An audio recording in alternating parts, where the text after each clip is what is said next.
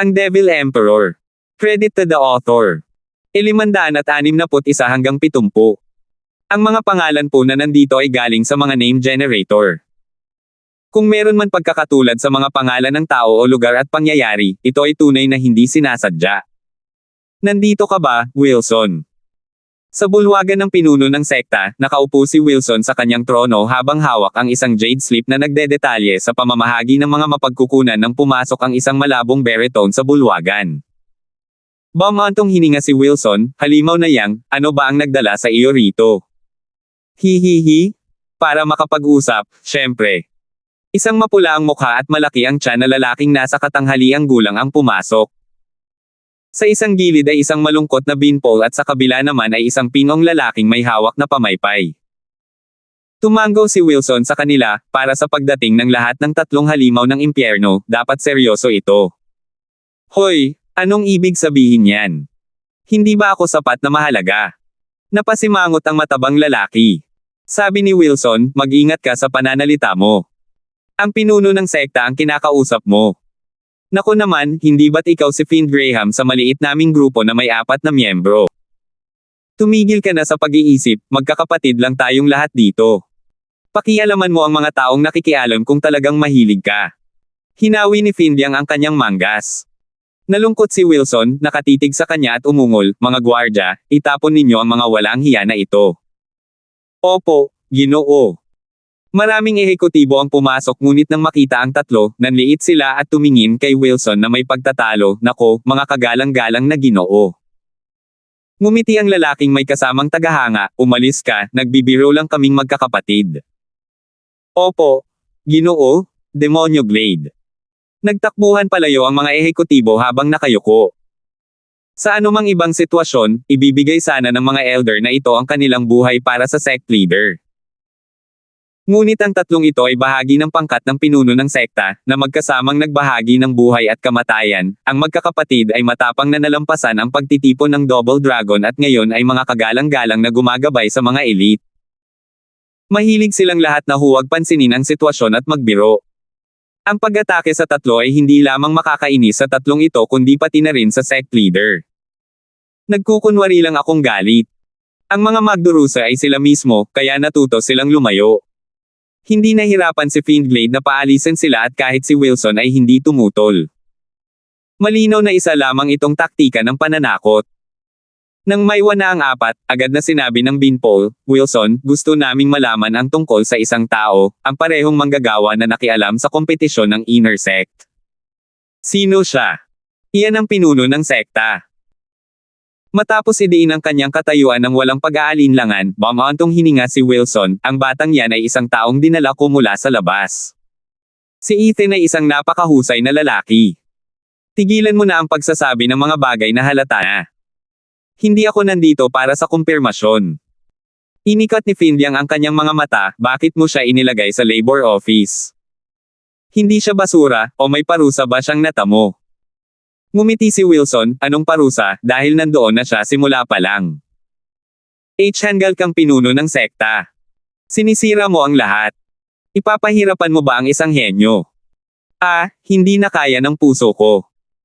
Hinawakan ni Findyang ang kanyang dibdib at humagulgol, binabalaan kita, Wilson, mas lalo na tayong kulang sa mga elite ngayon kaysa dati. Kaya ilabas mo siya. Tumango ang dalawa pa. Sumagot si Wilson ng may ngiting, nakalimutan mo na ba na ang sinumang itinapon sa labor office ay mapuputol ang kinabukasan. Paglabas niya, magiging elder o kagalang-galang siya, pero hindi kailanman magiging elite. Wilson, sinungaling kang pinuno ng sekta. Sinayang mo lang ang isang napakagandang binhi. Paano naman ang Double Dragon Gathering, sino ang sasama kung hindi siya? Ipapahiya na naman ba natin ang ating mga sarili sa harap ng siyam na sekta? Turo ni Findyang sa kanya. Nakatitig ng mariin si Findglade ngunit ngumiti, Wilson, ikaw ang pinakamapagkalkula sa amin, mas malawak ang iyong pag-iisip at iyon din ang dahilan kung bakit ka nakaupo sa tronong iyon. Hindi mo lang ginawa ito dahil sa katangahan, di ba? Hey!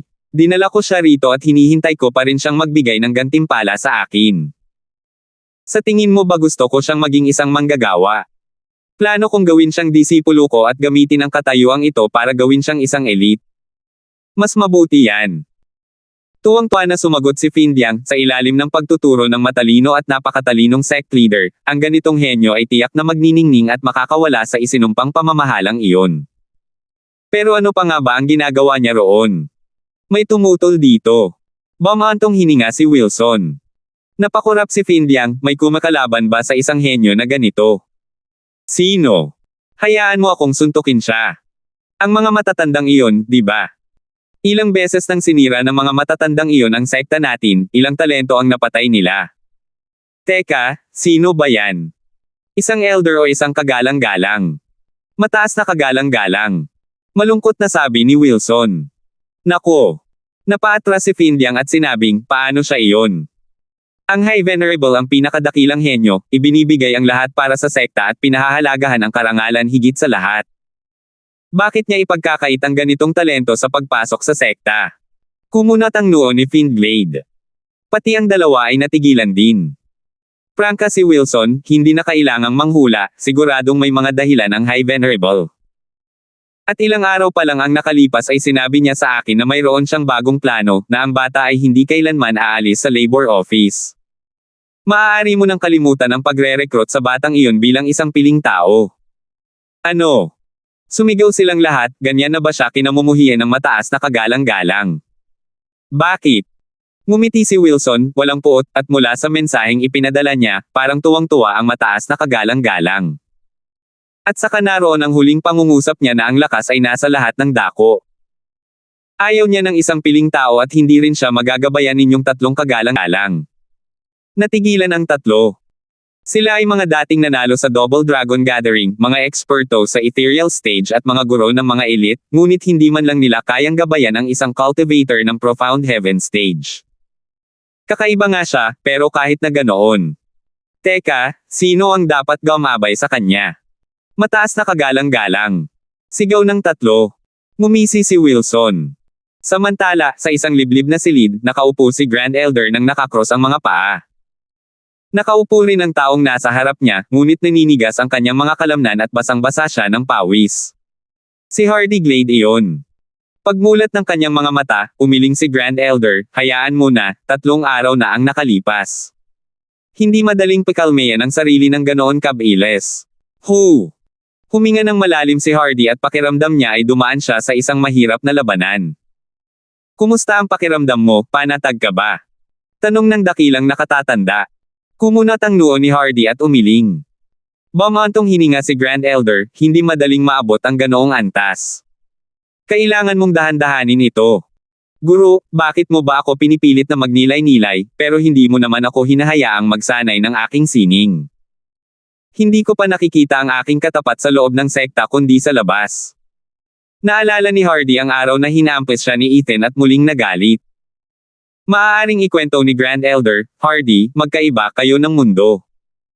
Hindi mo siya maaabot, lalo na sa mentalidad at puso. Isip, puso. Naguluhan si Hardy. Tumango si Grand Elder, oo, ang puso. Hardy, sinanay mo na ang Underworld Fiend hanggang sa tugatog nito, at walang sinuman sa inner sect ang makakapantay sa iyo, pero nitong mga nakaraang araw nakita ko ang puso mo at nakita kong kulang ito. Wala akong dahilan para alalahanin ito hanggang sa pangyayari sa ring. Napagtanto ko kung gaano ka nakalayo sa kanya. Kung iko-konekta mo ang cultivation, ilalagay siya nito sa ethereal stage at ikaw naman sa bone tempering stage. Hindi lang ito isang bagay na kaya mong malampasan. Ano ba ang sasabihin mo? Nanginginig si Hardy sa buong katawan, naguguluhan pa rin. Ano nga ba ang puso? Ang tanging naunawaan niya ay nahuhuli siya, ilang liga ang nahuhuli. 562. Hardy, ano ang nagpapahusay sa isang eksperto? Tanong ng dakilang nakatatanda. Nag-isip sandali si Hardy bago kumislap ang kanyang mga mata sa uhaw sa dugo, nakatingin sa mundo ng mababa, na walang makakapantay sa kanya. Mahina. Single ng Grand Elder, ang karanasan ng ama ng karunungan. Ganito rin sa mga eksperto. Habang tumataas ang cultivation ng isang tao, mas naaabot niya ang mga pinahahalagahan ng mundo, hanggang sa maabot niya ang pusong kataas-taasan, na nananatiling ganap na naaayon dito. Ngunit huwag mong isipin kahit isang segundo na ang gayong tao ay isang taong masungit. Nagsasarili sila halos palagi at kapag kumilos sila, ang buong mundo ay nanginginig, dumarating ang kalamidad at kumakalat ang kamatayan. Ang itinuturing na kahinaan ay sa katunayan ay nakatago sa loob ng kanilang mga puso. Ang isang layunin lamang ay maaaring matakot ang mga buhay. Ito ang tunay na eksperto. Tumingin ng mabuti si Hardy kay Grand Elder, naguguluhan. Nagpatuloy si Grand Elder, kahit na naguguluhan, ano ang tingin mo sa bata bago kayo nag-away? Bumantong hininga si Hardy at umiling. Oo, itinago niya ang kanyang talas, itinatago ang lawak ng kanyang puso. Samantalang ikaw ay palaging nasa isang nakamamatay na pag-aalsa, halos hindi kontrolado ang iyong kapangyarihan. Ang simpleng puntong ito ang tumutukoy sa agwat sa pagitan ninyo. Bumantong hininga si Grand Elder, sabay turo sa kanyang puso, sa madaling salita, ang puso ay nangangahulugang bintana ng isang tao patungo sa katotohanan ng mundo, ang Tao. Para sa iyo, maaaring wala itong gaanong kahulugan ngayon, ngunit habang lumalayo ka, mas malaki ang magiging halaga mo rito. Ang bawat tagumpay ay may kaakibat na pangunahing pagbabago. Ang discerning field ng radiant stage, ang soul form ng ethereal stage ay mga pangunahing halimbawa. Ngunit alam mo ba kung paano nabuo ang mga kasanayang ito? Umiling si Hardy. Sumagot ang dakilang matatanda, base sa mga pananaw ng isang tao. Dahil hindi mo pa ito naranasan, hindi mo pa nauunawaan ang kahulugan ng disiplina sa sarili. O sasang-ayon ka sa akin na ang puso ang ugat ng lahat ng kapangyarihan, maging ito man ay yuan qi, espiritual na enerhiya o kaluluwa. Kapag ang dalawang eksperto ay may parehong cultivation, ang pagkakaiba sa kanilang mga pananaw ay nagpapaiba sa kanila ng husto. Habang lumalayo ka, mas nagiging malinaw ito. Sinasabing, maaaring magdulot ng isang apocalypse ang isang tao kung may intensyon lamang. Hindi mahalaga kung ano ang yuan qi o kaluluwa mayroon ng isang tao. Nanginig ang puso ni Hardy. Sa pamamagitan ng paglilang sa lahat ng panahong ito, nanatili ang malademonyo na aura sa paligid niya, ngunit iyon ay dahil sa kapabayaan ng puso.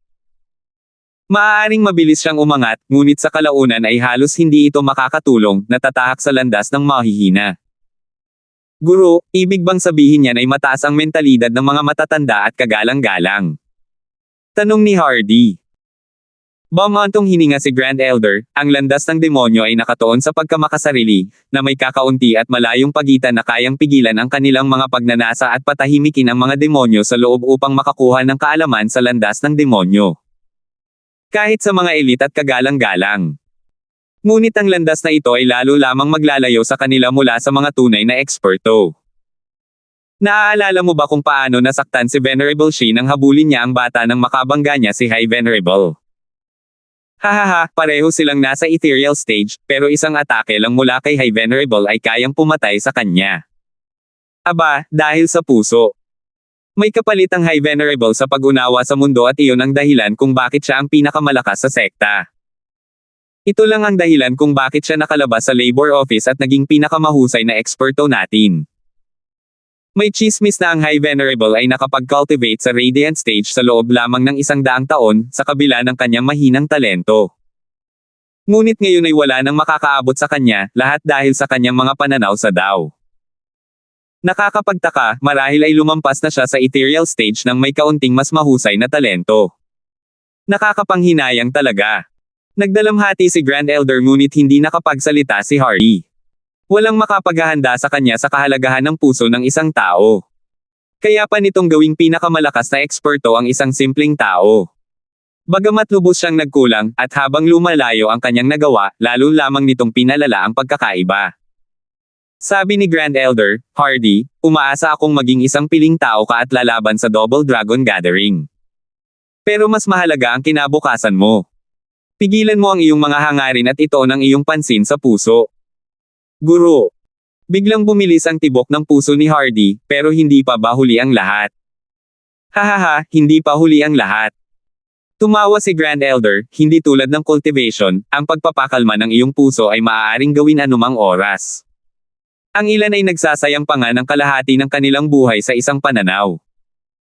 Tingnan ang Impermanence 5, hindi ba't sila ang pangunahing halimbawa ng pagsunod sa mga yapot ng High Venerable? Ang kanilang mga kaluluwa ay bumubuo ng isang bihirang makitang domain, ngunit sa isang mahinang puso, ito ay magiging mahina. Ang tanging dahilan ng kanilang lakas, na kilala sa mga kanlurang lupain, ay ang kanilang mga puso, na mas mababa sa High Venerable. Nanginginig ang mga mata ni Hardy at tumango. Ngunit nagatubili siya, Guro, ano nga ba ang antas ng batang iyon? Mas mataas pa kaysa sa akin. Bumantong hininga si Grand Elder, bihira siya, hindi lang ang kapangyarihan niya ang pinakamataas, kundi pati na rin ang puso niya. Ang simpleng paraan ng pagtama niya ay nagbigay sa akin ng parehong pakiramdam na naramdaman ng High Venerable. Ano ba ang sasabihin mo? Natigilan si Hardy. Hindi lamang mas malakas si Ethan kundi mayroon ding pusong kapantay ng mataas na kagalang-galang. Malungkot na napaisip si Grand Elder, Hardy, ang pinuno ng sekta ay nagdala ng isang pambihirang eksperto. Walang sino man sa mga disipulo ang makakapantay sa kanya. Pakitandaan ito sa susunod na makita mo siya at magpakita ng pagtitimpi. Tiyak na dinala siya ng pinuno ng sekta upang harapin kaming mga elder at kagalang-galang. Hay, sa wakas ay kumikilos na ang pinuno ng sekta. Gulong-gulo ang puso ni Hardy. Si Ethan, isang disipulo lamang ng Profound Heaven, ay nasa ranggo ng mga elder at kagalang-galang na tao. Naiintindihan ko na ngayon kung bakit hindi niya ako pinansin noong umaatake siya. Wala akong kwenta. Umiling si Hardy sa pait. Hindi pa siya kailanman binaliwala ng kanyang mga kalaban, hindi pa siya nakaranas ng ganitong kabiguan sa kanyang buhay. Pagkatapos, dinala ni Ethan ang kanyang mga bagong estudyante sa hanay ng sementeryo at nakatayo lang siya roon ng walang inaalala. Pagkatapos, lumapit sa kanya sina Locke at Luna habang nakayuko, Katie wala Kindstone, tapos na. Mabuti, simulan na natin. Iminuwestre sila ni Ethan sa gilid at gumawa ng senadorias habang sumisigaw, lamunin nawa ng dugo ang mundo, takpan nawa ng sakuna ang sansinukob. Iniunat ni Ethan ang isang daliri. Pinanood ng iba ang paglitaw ng isang kumikinang na pinto, na walang katulad ang mga panaghoy at hiyawan habang ito ay bumubukas. Nabahala si Gary, Guro, papasok na po ba ako? May balak ka bang magbiro? Bakit pa dinala ng tatay mo at ni Luna ang mga natitirang bangkay at ako na ang naghanda ng blood slaughter array? Para ito sa iyo at sa pagsasanay sa blood annihilation. Ngayon, iiwasan mo na ba ang lahat ng ginawa namin para sa iyo? Sagot ni Ethan. Napalunok si Gary, ang mga tili ay nakakairite sa kanyang kaba, Guro, hindi ba't mapanganib? Paano ka pa nga ba maglilinang? Paano mo naman sa tingin ang bilis ni Grace na makakuha ng 3 patong? Agad siyang sumugod pero hindi ka man lang maihahambing sa isang babae. Natatawang sabi ni Ethan. Hinayla ni Grace ang kanyang manggas, Guro, itinulak mo ako. Kumunat ang noo ni Ethan at tumingin pabalik, itago mo na lang yang kalokohan mo. Gusto mo ba akong pagmukhang masama? Umurong si Grace, tumahimik at si Gary ay humajejek sa loob. Pagkatapos, lumitaw si Locke, binuhat siya sa kwelyo at inihagis, tinatawag mo ang iyong sarili na isang lalaki nang hindi dumaranas ng kaunting panganib. Ito ba ang anak ko, na nanginginig sa harap ng kaunting sakit? Tay, pinapatay mo ako. May mga alulong na nagmula sa blood slaughter array. Nag-aalalang tumingin si Locke kay Ethan. Nagkibit balikat si Ethan, huwag mo akong tingnan. Ikaw ang nagtulak sa kanila papunta sa akin. Ito ang estilo ko sa pagtuturo, itinutulak ang mga disipulo hanggang sa bingit ng kamatayan. Itinayo ko ang hanay na ito batay sa kanyang pinakamataas na lakas. Ang kailangan lang niyang gawin para mabuhay ay sumulong, o mamatay. Mamatay. Locke was bug-eyed. Tumango si Ethan, oo, pinagsisisihan mo ba? Sayang naman, huli na ang lahat. Kung hindi ito kakayanin ng mga disipulo ko, makihiga na lang sila habang buhay. Nagpapanik na si Locke ngayon. Akala niya ay kaunting sakit lang iyon, gayong ang totoo ay usapin ito ng buhay at kamatayan. Gumagawa si Ethan ng mga bagay-bagay ng sukdulan kahit pagdating sa kanyang mga disipulo. Gumawa si Ethan ng isa pang senadorias at isa na namang pinto ang lumitaw kasabay ng dagendong. Nagbunyag ito ng walang katapusang hamog.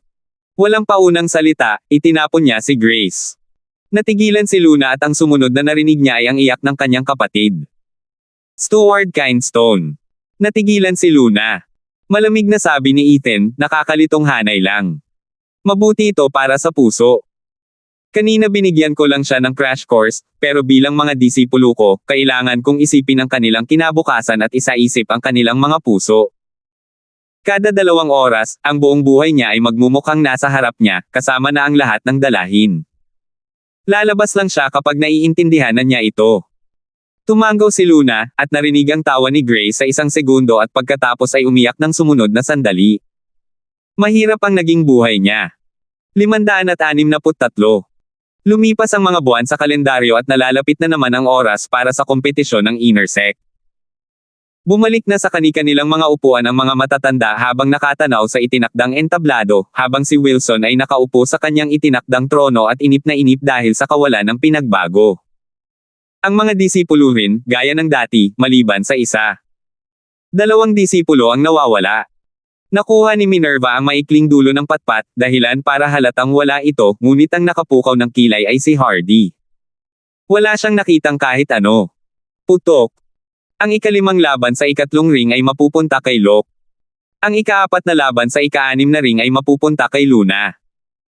Ang ika-6 na laban sa ika-2 ring ay mapupunta kay Lurico. Mula sa loob ng mga tunog ng suntok, sumingit ang hukom at sinabi ang resulta. Hinawakan ni Kagalang-galang siya ang kanyang balbas, habang nakatingin kay Grand Elder. Anong problema niya? Bakit wala si Hardy rito? Sumusuko na ba siya sa posisyon niya? Hindi kailanman naging ganito kakalma ang Grand Elder. Maging si Wilson ay nagduda sa kanyang ugali. Natakot ba siya ng sobra ni Ethan noong nakaraan at pinigilan niya ang kanyang disipulo? Habang ang iba ay mas kainahinala. Dahil si Hardy ang pangunahing binhi para maging elite, bakit bigla siyang pipigilan ng Grand Elder? Sa kabila ng lahat ng hinala na kumakalat, natapos ang kompetisyon at nakuha ang mga piling pwesto. Bukod sa halatang 3 na nakita noong nakaraan, ang 2 pa ay mga ordinaryong disipulo lamang, sa ika-2 patong ng Radiant Stage. Lumubog ang kalooban ni Wilson, mas malala pa ito kaysa noong nakaraan. Nanatiling tahimik si Kagalang-galang siya na may mapangot siyang ngiti. Sino ang nagsabi sa iyong makialam noong nakaraan? Ngayon, isa na lang ang kulang sa piling kandidato mo. Hihihi. Natanggap mo na ang nararapat sa'yo, sect leader. Nagtampo rin ang ibang mga oldies. Hindi naman talaga piling tao ang 2 malambot na iyon. Pero ano pa nga ba ang pagpipilian nila? Hindi naman sa pinilit nila si Hardy na sakta ng bawat disipulong nakilala niya noong nakaraan at iwan silang may mga mumo rito. Napakahina ng 2, kahit magkasama sila ay hindi nila kayang saktan si Locke. Pinuno ng sekta na pagdesisyonan na ang 5 piling tao. Ngumiti si Kagalang-galang siya. Naikuyom ni Wilson ang kanyang mga kamao at naghintay.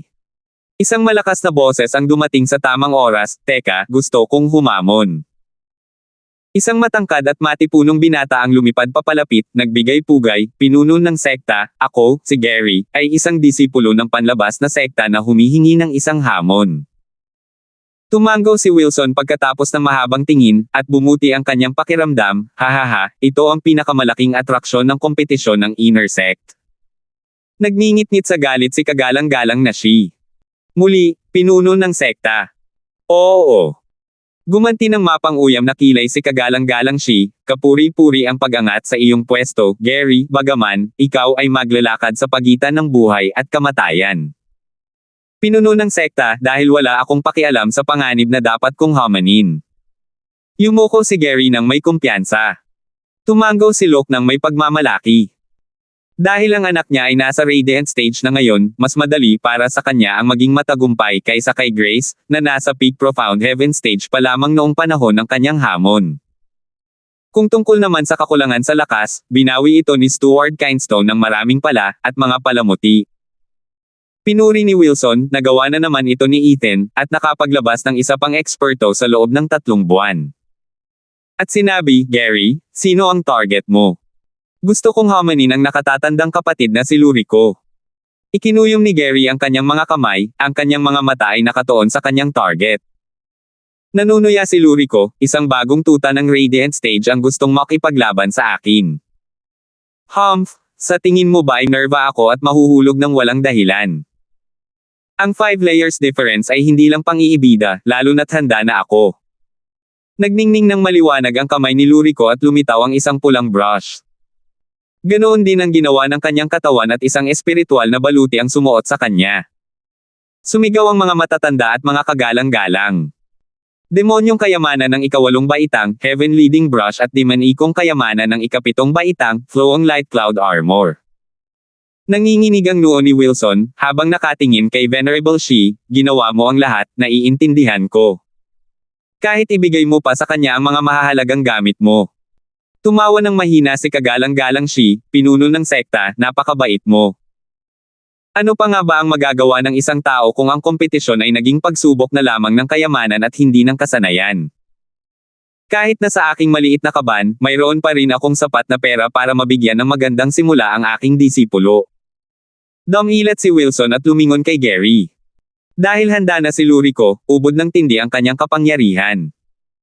Kung ginaya lang ni Gary si Grace at tinanggal ang tatlong palamuti noong nakaraan, magkukulang pa rin siya. Naputol na at natuyo na. Kumunat ang noo ni Locke dahil sa pag-aalala.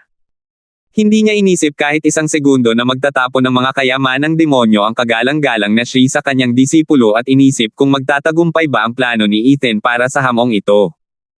Habang kalmado si Gary, seryoso ang kanyang mga mata. Magagandang gamit para sa opensa at depensa. Kailangan ko lang ibigay ang lahat ng aking makakaya kung ganoon. May hawak na maliit na bote si Gary at kumalat ang makapal at nakalalasing na amoy. Maraming matatanda ang sumigaw ng Pildores para sa ikasyam na baitang, Pildores para sa dugong savage. Dahil nagsasanay ako sa blood annihilation technique, ang savage blood pill ay kayang magpabilis ng daloy ng dugo ko ng 12-dosenang beses. Kahit sa unang layer pa lang, ang tabletang ito pa lang ay magbibigay na sa akin ng lakas ng ikatlong layer. Nilunok ito ng Gary. Isang madugong aura ang nakapalibot sa kanya at lalo lamang lumalala habang tumatagal. Ang amoy ng dugo ay nagdulot ng nakakasukang pakiramdam. Nagalit si Lurico, bulok na punk, gusto mo na bang mamatay? Ang pagpupumilit mo ng napakabilis ay haantong sa pagputok ng iyong ulo. Aba, salamat sa iyong pag-aalala. Pero iba ang pagkakataong ito, dahil uminom na ako ng Pildores para sa ikasampung baitang, ang heaven-reaching pill, ngumisi si Gary habang nanginginig ang kanyang katawan. Ang mga matatanda at mga kagalang-galang ay napuno ng inggit. Isang Pildores na umaabot sa langit, hindi pa ba tayo nakakakuha nito para matamasa ng isang batang may uhog ang ganitong mga biyaya? Laking gulat ni Lurico nang maramdaman niya kung paano unti-unting natiulay ang agwat. 2 patong na lamang ang natitira sa pagitan nila. Ngunit muling sumigla ang kanyang kumpiyansa, inilagay sa mga kayamanang demonyo. Kahit panandalian lang, dahil sa susunod na alas ni Gary, 5 kumikinang at pantay na nakasisilaw na mga ilaw. Habang humuhupa ang liwanag, lahat ay nakatitig ng walang ekspresyon, at nanlalaki ang kanilang mga mata. Si Gary ay nakasuot ng matibay na baluti sa 4 na kayamanang demonyo ng ikasyam na baitang, na naaayon sa kanyang estilo, at naglalabas ng madugong liwanag. Yaman ng demonyo sa ikasyam na baitang, Blood Shadow Cloud Striders. Ipinakita ni Gary ang bagong sapatos ng nakangiti, halos ginawa ang mga ito para sa aking pamamaraan ng paglilinang. Kahit ang nakatatandang kapatid na si Lurico ay mahihirapan sa pagsubaybay sa aking mga galaw, hahaha. Huwag nating kalimutan ang Vaulting Blood Demon Armor. At ang bandila ng dagat na dugo. Kukuna pang buta sa mundo. Ang motif para sa set ni Gary ay mga bungo. Hawak ng kanyang kanang braso ang madugong bandila, ang kanyang kaliwa naman ay ang pulang kuko, pawang mga kayamanang demonyo na may dakilang kapangyarihan. Nawala sa isip ni Lurico. Natigilan si kagalang-galang Shi, nalubog si Wilson, at ang mga matatanda, walang mapag-usapan. Ang buong Demon Scheming Sect ay nanunood habang lumilipad ang kanilang mga isip. 564. Naku, lahat ba ng outer disciples ay mga supot ng pera ngayon na naghahadjust ng kanilang kayamanan sa inner sect? Ang sama na ng misi na yun, ngayon ay nagyayabang na rin ang batang ito ng kanyang mga alahas. Kung tutuusin, wala namang maipapakita ang mga matatandang tulad namin. Hindi mo ba nakikita, kinailangan pang maghukay ng pera ni kagalang-galang Shi para lang magawa ito, pero nabigo pa rin siya. Ang kompetisyon sa panloob na sekta ay dapat na isang pagsubok ng kasanayan at kaalaman, hindi para magmayabang na may isa pang gintong kwintas. Kay bastos, kay malisyoso.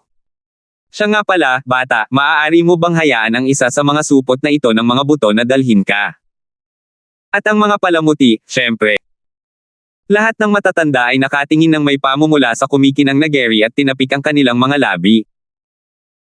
Parang gusto ni kagalang-galang siya na magmura, na ihanda ba ng sect leader ang mga humahamon na ito.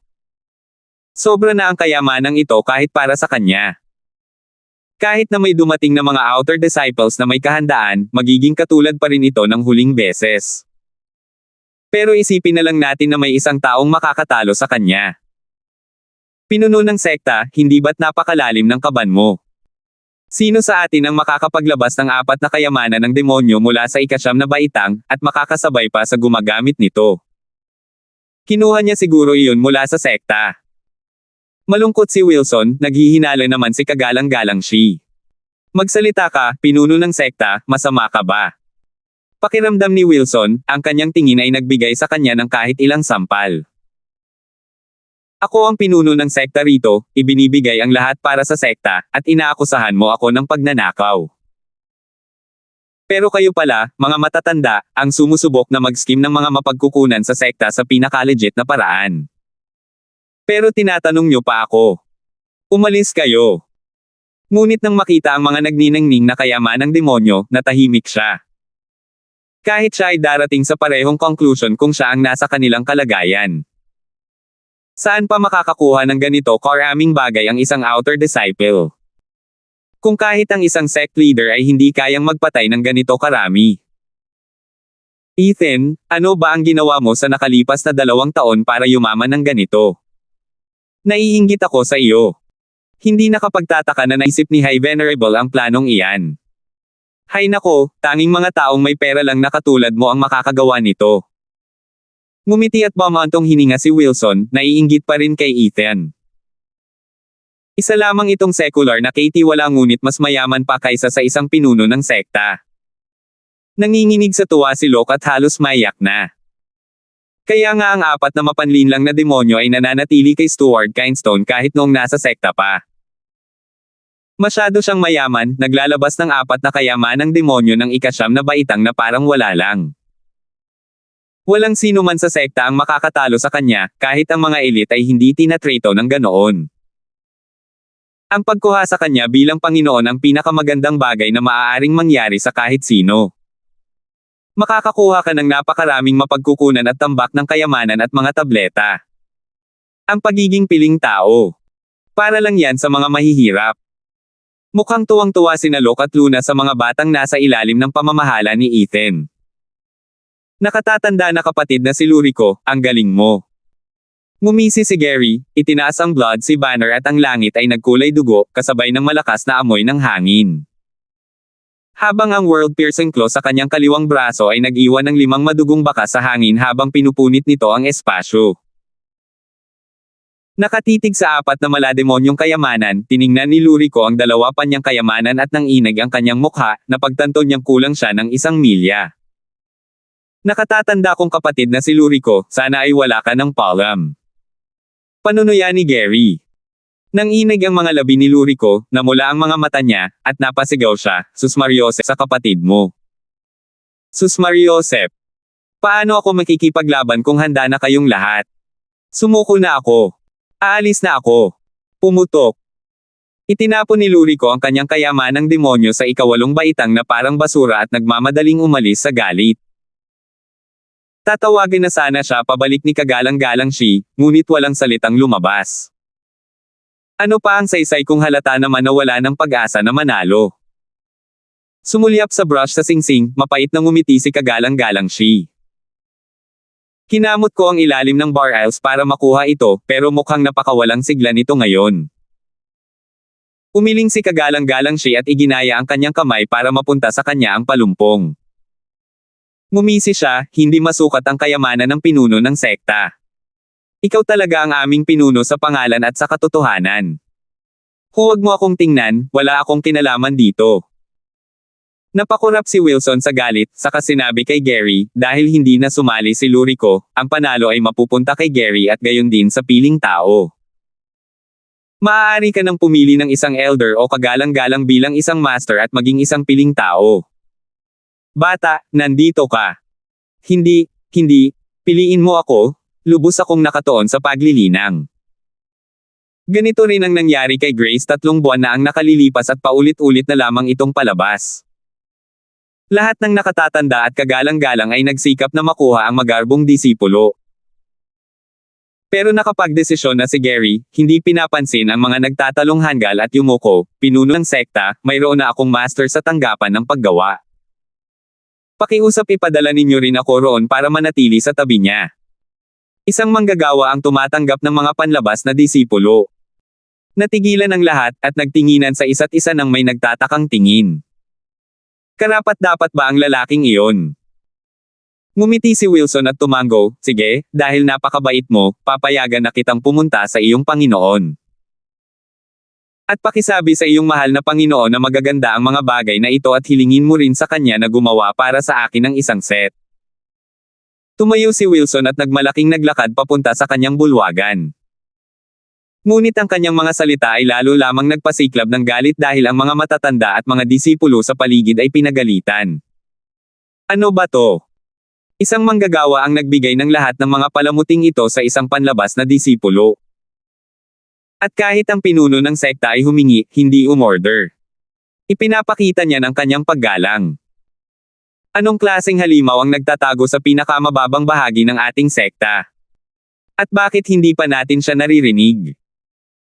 Nanlaki ang mga mata ni kagalang-galang Shi, habang kalmado naman ang Grand Elder matapos makita ang mangyayari. Bumalik sa labor office ang dalawang humamon sa outer disciple. Tiyak na may amoy ang lugar na iyon. Itinago ng pinuno ng sekta ang kanyang tauhan sa isang napakasentrong lugar para sa pag-unlad. Kaya bakit pa siya ibubunyag ngayon? Nasimulan na ba ang lahat? Pinanood ni Grand Elder ang pag-alis ng sect leader nang nakakunot ang noo. Nag-isip si kagalang-galang Shi, pinuno ng sekta, tungkol sa mga piling lugar. Paulit-ulit na natatalo ng mga panlabas na disipulo lamang at sa tingin mo ba ay karapat-dapat silang maging ating mga piling tao? Pangungot siya ni Wilson.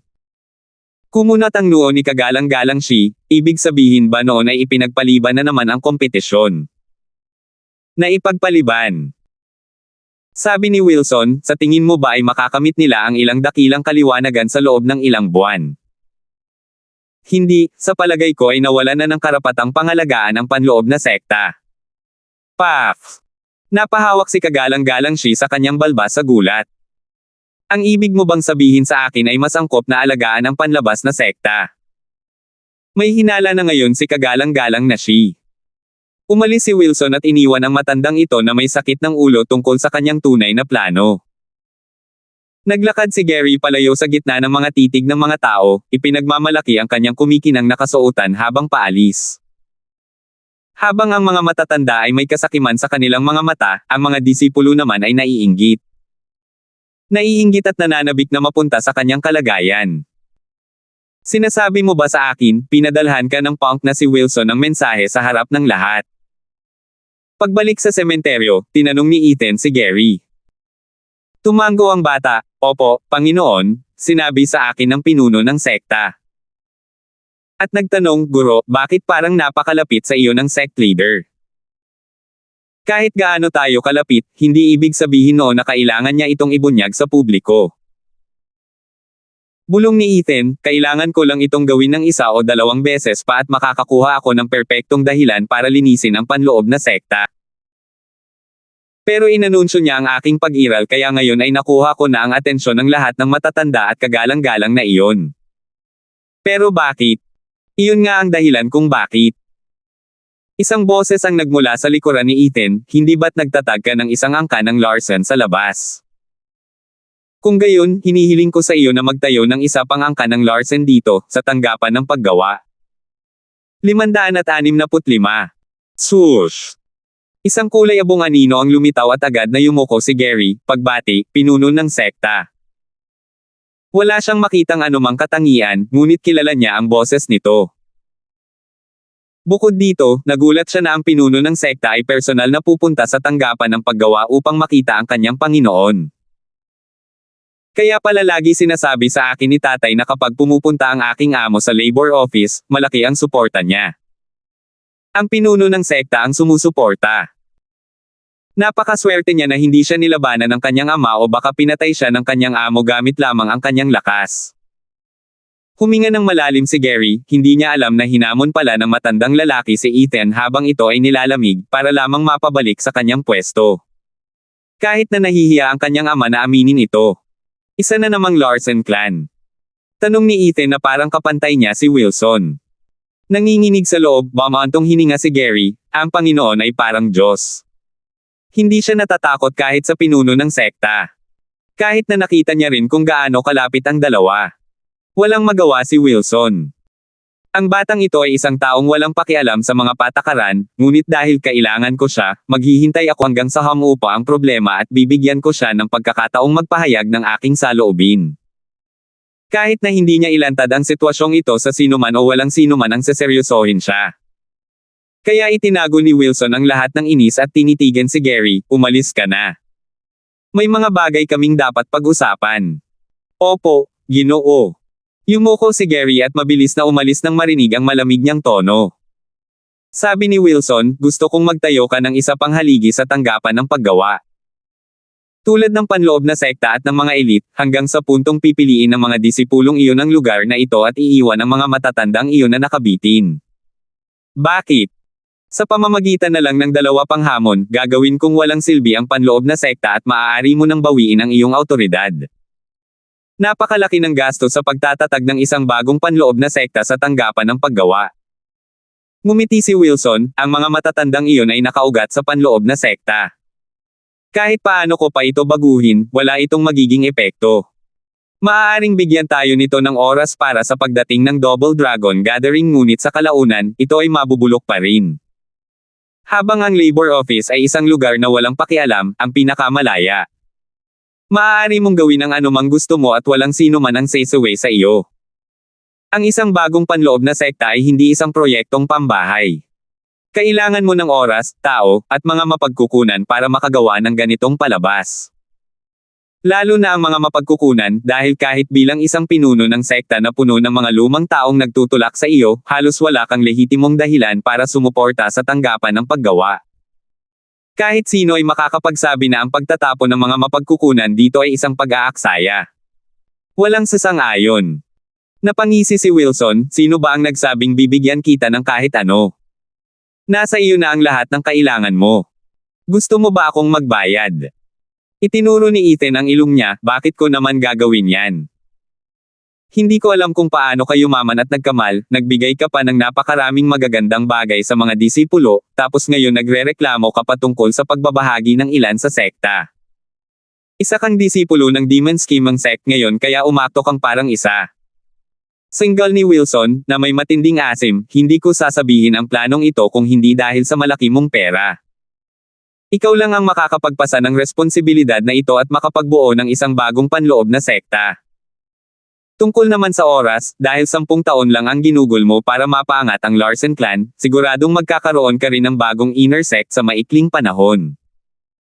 Tungkol naman sa mga tao, pipili ka ng mga disipulo sa labor office at ipinakalat ko na rin na ang labor office ay may mga ekspertong kayang magsanay ng mga elite sa maikling panahon.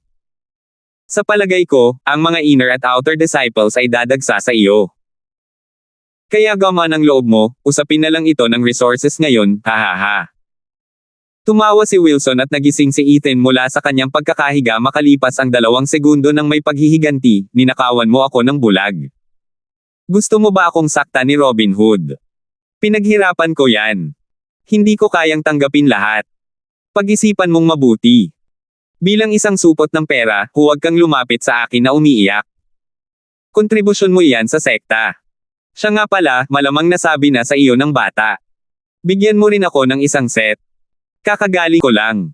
Ninakaw mo sa akin ang lahat at naging mahirap ka na. Kumunat ang noo ni Ethan.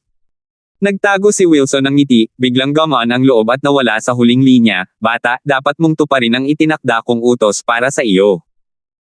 Dahil ako ang magbabayad para sa iyo, oras na para gumawa ka ng paraan para sa akin, hahaha. Gagawin ko ang isang bagay, sipain kita sa mga tender. Ako ang gumagawa ng lahat ng trabaho tapos ngayon gusto mo akong magbayad para sa lahat ng ito. Wala nang kasing dumi mo. Nako, sekta ito ng mga demonyo, mabaho ang lahat ng tao rito. Lumubog ang loob ni Ethan at nagngalit ang kanyang mga ngipin. Wilson, paparusahan kita dahil dito at hindi ako titigil hanggat hindi ka umiiyak. Nako! Sa ilalim ng maaliwalas na gabi ng buwan, tahimik ang tanggapan ng paggawa dahil lahat ng manggagawa ay nakabalik na pagkatapos ng isang araw ng pagtatrabaho at pagsasanay upang balang araw ay makaalis na sila sa walang pag-asang hukay na ito. Bagamat ang mga iyon ay sumuko na sa kanilang kapalaran, nagkaroon lamang sila ng mapayapang pagtulog, ginagawa ang trabaho na parang mga robot. Pagkatapos ay isang malinaw na tunog ng kampana ang umalangaw-ngaw sa buong lupain at nagising sila. Lahat ay tumingin sa paligid, gulat na gulat. Ang kampana ng pagtitipon. Ang lapit na. Sina Luke at Luna lang ang makakagamit nito, pero kung wala na sila, sino pa ang magkakaroon ng parehong kapangyarihan? Isang matandang boses ang sumigaw mula sa labas, dapat magtipon ang lahat ng sabay-sabay. Elder Yuan, sino ang nagpatawag ng pulong? Hindi ba't wala na sina Luke at Luna? Isang manggagawa ang nagmamadaling naglibot dahil sa takot at nagtanong sa matanda. Ngumiti si Elder Yuan, may mga taong dumarating at umaalis ngunit ang kampo ay hindi kailanman nawawala ng mga sundalo. Umalis na ang dalawa ngunit may pumalit sa kanila. Bilasan mo na, kung hindi ay may inis mo siya. Naglibot si Elder Yuan para magpahayag. Isang bagong boss. May inner disciple na naman bang natanggal dito? Dalawa na lang ang natitira, may isa pa bang sumulpot? Hay nako, wala talagang pahinga ang masama. Mas mabuti pa kaya siya. Sumugod ang barkada papunta sa kuweba at sa lugar ng pagpupulong. Pero hindi sila makapagsalita ng amo. Hindi yun ang nakatatandang kapatid, kundi ang isang taong kilalang-kilala nilang lahat, si Ethan. Katabi niya ang dalawa niyang disipulo, parehong nasa Radiant stage. Labis ang pressure na naramdaman ng mga manggagawa at agad silang natense. Tumakbo si Elder Yuan papunta sa plataporma at ngumiti, Steward Kindstone, nandito na kayong lahat. Salamat, Elder Yuan. Tiningnan ni Ethan ang mga manggagawa, nagtitipon kayong lahat dito para sa dalawang dahilan, isa na mabuti at isa na masama. Naguguluhan ang lahat habang nakatingin sa paligid. Ngumiti si Ethan, ang masamang balita ay, tapos na ang masasayang araw mo. Wala na sina Luke at Luna at halos kalahating taon ka nang walang problema. Pero ngayon, ako na ang namamahala sa labor office at ako ang magpapabawi sa iyo para sa 6 na buwang na walang oras. Kumakabog ang bawat puso, may masamang kutob. Mukhang nasa ikawalong patong ng Profound Heaven stage si Ethan pero ang kapangyarihan niya ay higit pa sa inaasahan. Maging sina Luke at Luna ay nagpakitang respeto. Hindi mo ba nakikita ang mga disipulo niya? Mga eksperto sila sa Radiant stage dahil sa pagsigaw ng malakas. Ang katotohanan sila ay mga disipulo ng isang guro ng Profound Heaven ay nagpapakita kung gaano siya kakaiba. Mas takot pa sila sa misteryosong si Ethan kaysa sa matigas ang ulong sina Luke at Luna. Wala pa palang interes si Ethan sa labor office sa ngayon, pero ngayon ay may plano na siyang kunin ito para sa kanyang sarili. Naramdaman ni Ethan ang kanilang takot, huwag kang mag-alala, hindi ako kasing lupit ng dalawang iyon, at hindi rin ako makikialam sa trabaho ninyo. Gagawin ko lang ito kung papayagan ninyo ako. At dito tayo nakarating sa magandang balita. Bubuo ako ng isang piling tanggapan ng paggawa dito, para tulungan kayo sa inyong kalagayan. 566. Elite. Naguluhan ang lahat. Hindi ba't sila ang pinakamababang antas sa sekta? Mahahati na naman ba sila sa mga piling tao at mga ordinaryong manggagawa? Hindi pinansin ni Ethan ang ingay, hinayaan silang ilabas ang kanilang mga saloobin habang pinupukaw din ang kanilang kuryosidad. Sumenyas siya para sa atensyon pagkaraan ng ilang sandali. Lahat, ito ang tanggapan ng paggawa, wala nang mas mababa pa rito sa sekta. Lahat ng tao rito ay pinaparusahan o pinalalayas, at hindi na muling sisikat. Napakakaunti ng mga mapalad tulad ni Luke at Luna na bumabalik sa panloob na sekta o naging mga ehekutibo. Samantalang ang karamihan ay mabubuhay dito sa kanilang mga huling araw, nakatadhana na hanapin ang kanilang katapusan bilang mga materyales para sa pagsasanay ng mga nakatataas. Kayo ay mas mababa pa sa mga langgam, kaya paano kayo aasa na mabuhay kung ang kamatayan ay nakatakda na? Nakuha ng mga salita ni Ethan ang kanilang buong atensyon. Oo, para lang tayong mga guinea pig para sa iba, pinalaki sa tamang panahon para kitilin ang ating mga buhay. Tunay nga silang mga kawawang kaluluwa at mas mabuting mamatay na lang kaysa mamuhay ng ganito kalungkot. Nilamon sila ng kalungkutan at ang ilan ay napaiyak pa sa kawalan ng pag-asa. Ngumiti si Ethan habang sinasabi, alam ng lahat na espesyal ako simula nang dumating ako rito. Kahit walang pagsubok, inilagay nila ako rito kahit wala naman akong ginawang krimen. Bakit? Tanong mo. Naiinggit ba ako sa talento ko? Umungol si Ethan, siguro narinig mo na ang sitwasyon ni Locke at Luna. At nakita mo mismo kung gaano kadilim ang sekta. Ang mga matatanda at kagalang-galang na iyon na naiinggit sa mga talento ang nagdala sa akin sa lugar na ito na hindi ko kailanman matatakasan. Kahit na gawin ko, hindi ko kailanman mahuhugasan ang mantsa ng pagiging isang manggagawa na laging nasa ilalim nila. Hindi may kikaila ang galit ni Ethan. Napaigtad si Gary at inikot ang kanyang mga mata.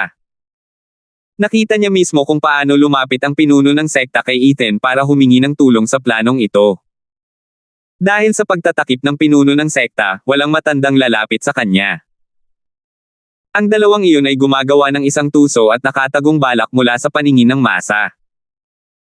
Ngunit ngayon ay pinilipit ito ng kanyang Panginoon upang gumanap bilang biktima. Alam na alam ng Panginoon kung paano ito paikutin. Hindi niya alam na inaatake pala ni Ethan ang kanilang moral gamit ang sining ng digmaan para makuha ang kanilang panig. Sa pamamagitan ng pamumuhay kasama ang mga manggagawa sa tanggapan ng paggawa, nagkakaintindihan sila at hinayaan silang makinig sa kanyang mga ideya at sumunod sa kanya. Marami ang napuno ng kalungkutan sa talumpati ni Ethan, habang inaalala ang sarili nilang mapait na karanasan. Ang ilan ay nakulong at napilitan dito habang ang iba ay itinapon na parang basura na nagbigay daan sa pagiging mga manggagawa. Kahit paano pa sila makalabas, sila pa rin ang magiging tampulan ng pangungutya at kahihiyan. Ang mga disipulo ng labor office ay nagkaisa sa puso ni Ethan sa kanilang kalungkutan at galit. Tumango si Elder Yuan sa loob. Ganito ka mamamahala. Sina Locke at Luna ay mga bastos dahil sa kanilang magaspang na taktika. Kahit na kinatatakutan sila ng iba, nakita nila ang dalawa ng may puot at pagtanggi higit sa lahat. Habang si Stuart Kinestone ay isang mahusay na operator habang inaakay sila sa kanilang kamatayan. Hahaha, ang kanyang katayuan bilang kaitiwala sa labas ay hindi lamang para sa pagpapakitang gilas. Ngumiti si Elder Yuan. Simula nang tanggalin nila ako sa labor office, napagdesisyonan kung ako na ang bahala dito at hindi na muling aalis sa lugar na ito. Nakakainis ang pagiging ehekutibo. Gusto nila akong magdala ng stigma habang buhay. Humph, dadalhin ko yan na parang isang badge of honor. Naikuyom ni Ethan ang kanyang mga kamao, gagawin kong pinakadakilang lugar sa sekta ang labor office, ang mataas pagmamataas nito kaya't sinumang manggagawang aalis ay aalis ng nakataas ang ulo dahil sa inggit ng iba. Mula ngayon, ang labor office ay walang basura, kundi mga elite. Hayaan mong panoorin kayo ng ibang mga disipulo na may inggit na naglalaban para makapasok sa labor office kahit gaano pa kawalang saysay ang kanilang mga pagtatangka. Nagliyab ang kanilang mga puso sa talumpati ni Ethan. Ngunit isang malamig na suntok ang bumuhos sa kanilang mga espirito, panaginip lang. Ang mga mapagkukunan ng sekta ay nakatakda, pangunahin na para sa mga elite at mga matatanda at mga kagalang-galang.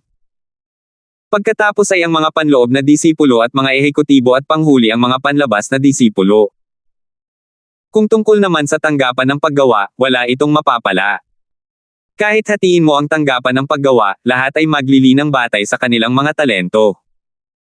Kung walang mga mapagkukunan, lahat ng iyong mga salita ay walang halaga.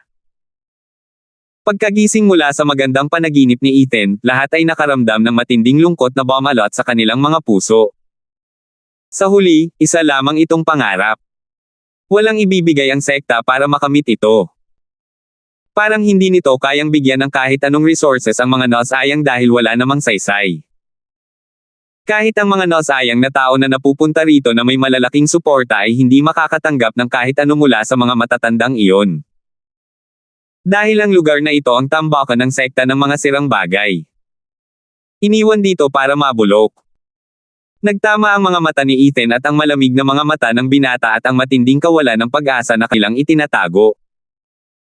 Ang kanyang kapangyarihan ay nasa tugatog ng Profound Heaven Stage, napakalapit ngunit napakalayo pa rin para makapasok sa Radiant Stage. Sino siya? Hindi ko pa siya nakikita noon, tanong ni Ethan kay Elder Yuan. Sinuri ni Elder Yuan ang listahan at sinabing, Stuart Kindstone, siya si Tiago, natusok ang balikat dahil sa pagsilip sa mga nakatatandang kapatid niya habang naliligo 3 taon na ang nakalilipas at nakakulong mula noon. Pinalaya lang siya at itinapon dito. Hindi pa niya naririnig ang iyong tanyag na pangalan. Nakasilip sa banyo ng mga babae. Wala lang yan.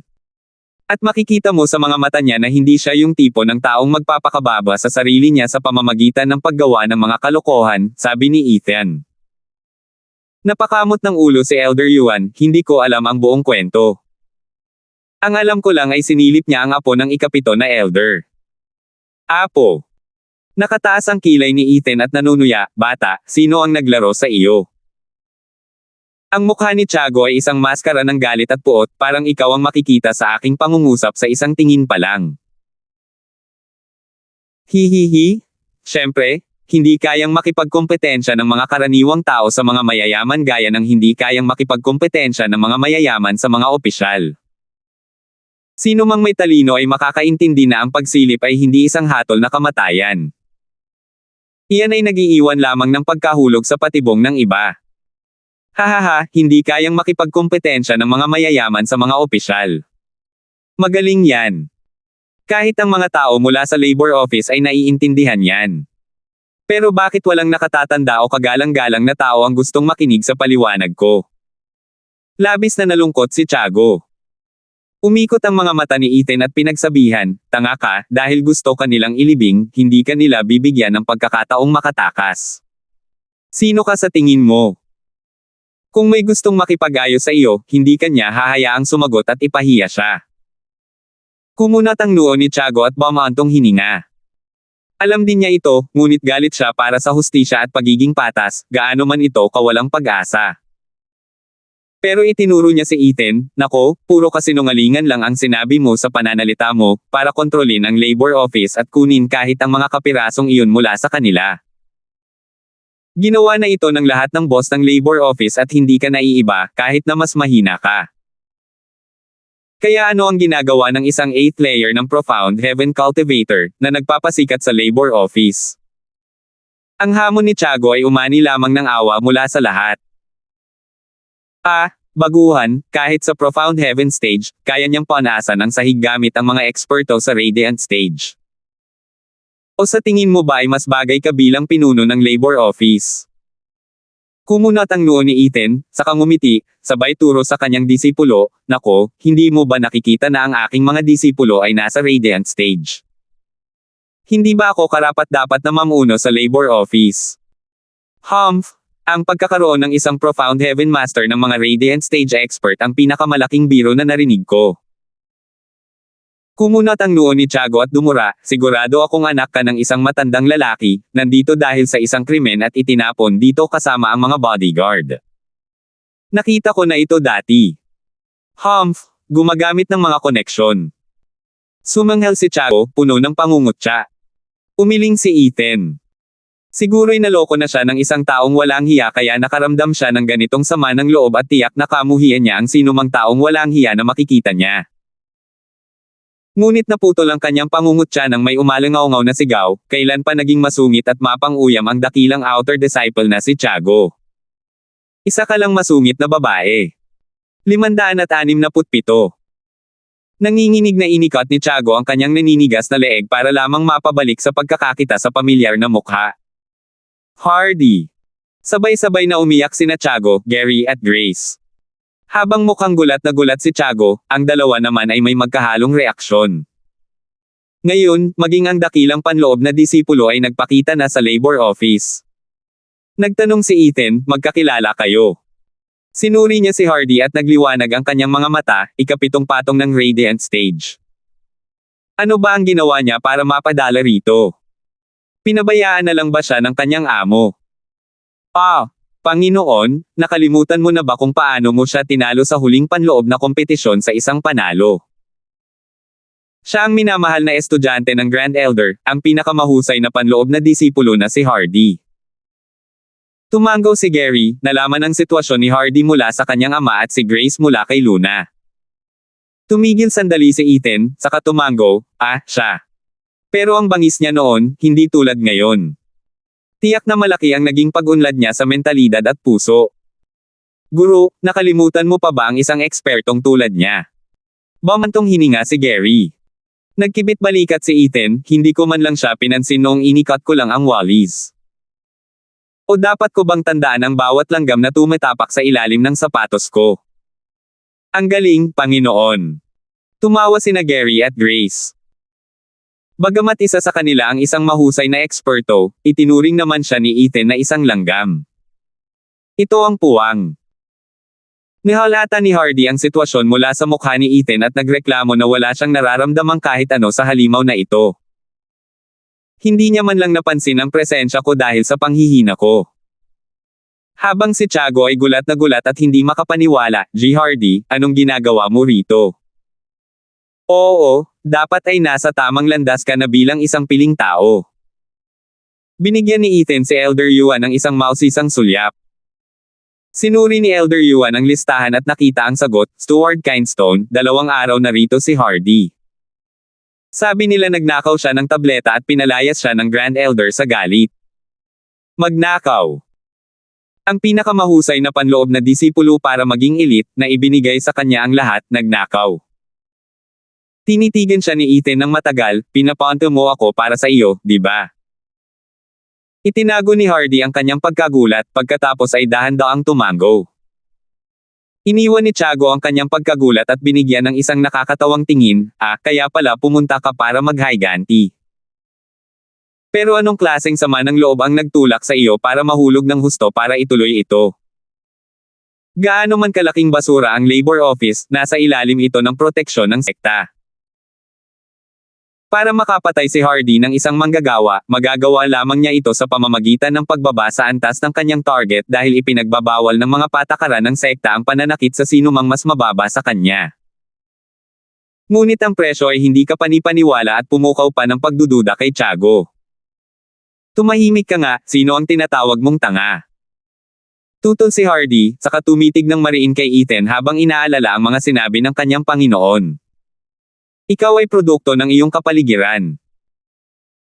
Hindi ako sanay sa mga bagay na may kinalaman sa puso samantalang ang mentalidad ni Impermanence 5 ay lubos na umunlad dahil sa pakikisalamuha sa High Venerable na siyang dahilan kung bakit naging sandata ng pagpatay ang kanilang domain. Kung nais mong magpatuloy pa sa iyong landas, lumakad ka sa tabi ng bata. Tungkol naman sa pagiging isang manggagawa, ang kataas-taasang kagalang-galang ay may kasabihan na lubos kung sinasang-ayunan, ang malalakas ay nasa lahat ng dako.